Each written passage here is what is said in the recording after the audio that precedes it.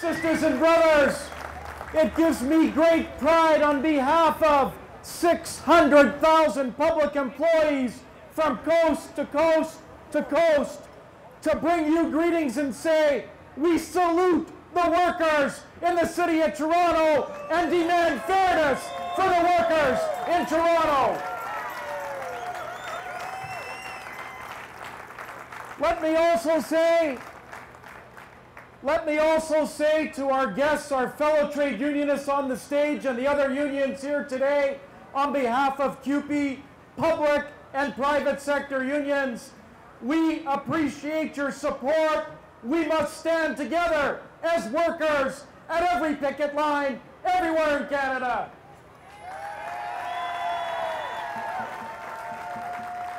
And I ask you, the civic workers in Toronto, to give a warm welcome to the members of Local 82, Local 543. They are standing up in Windsor. They need your support right now.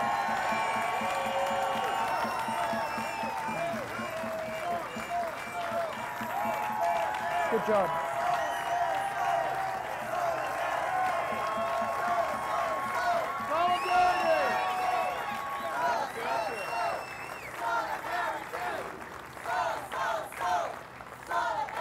Thank you, sisters and brothers. Let me also say, as previous speakers have said, this wasn't in the plans for Toronto civic employees to be on a picket line this summer.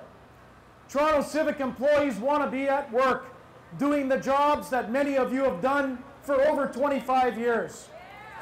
This is not a strike about Toronto civic employees advancing some radical bargaining agenda. This is a strike that's been forced upon Toronto civic employees. And if I had one message for Toronto City Hall, these workers in Toronto belong to Canada's largest union. You take on one of us, you take on all 600,000 members of CUPE.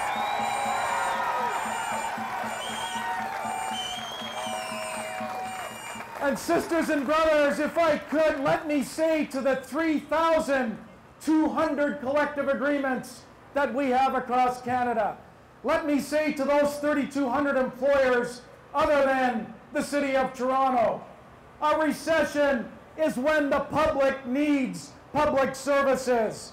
Public services are the only thing that can bring us out of a recession. To any of our employers, don't you dare place your employees between yourselves and the public. These employees make Toronto what it is. They don't deserve this strike being forced upon them.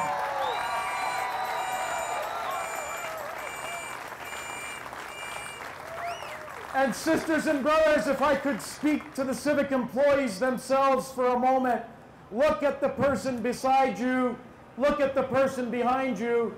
This is not going to be an easy struggle. We need to find solidarity that maybe we didn't know we had. That's why these other leaders are here. But we need to act together and say, we'll be back at work tomorrow if there's a fair collective agreement, but we'll be out here for a long time if there's not a fair collective agreement.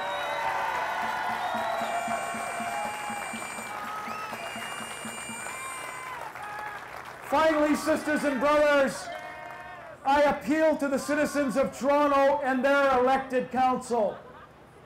We're asking for fairness in what we know is an economic downturn in this country. If it's fair, since this recession began, for the city to conclude collective agreements with its police officers, with its firefighters, with its transit workers, with the housing authority, with N-Wave, if it's fair to conclude a collective agreement with those civic employees that did not break the bank, was fair, did not make many great improvements, then it's damn well fair for the members of Local 79 and Local 416.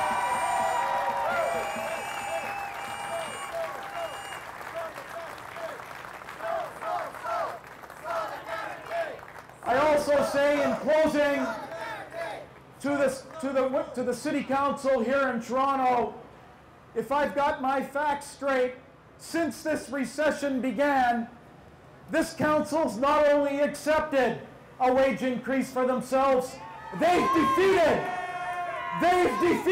a motion to turn that raise back. And I say to Toronto City Council, good for you. You want a wage increase? You took one. I don't buy that individuals say no to the raise. They're dealing with us as a collective. They're a collective of councillors.